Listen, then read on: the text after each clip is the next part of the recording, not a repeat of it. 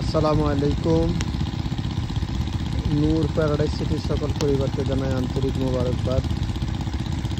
আজকে এখন বাজতেছে 6টা,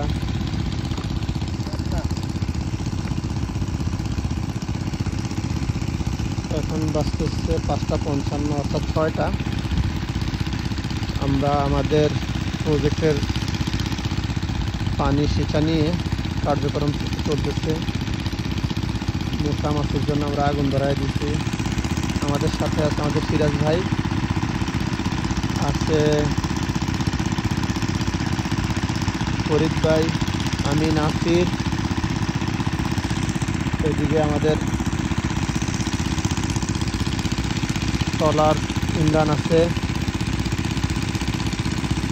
তো পানির লেভেলটা আস্তে আস্তে নামতেছে। আমাদের স্পেসটা তো অনেক বড়, 2টা মেশিন লাগানো হয়েছে, কার্যক্রম চলতেছে।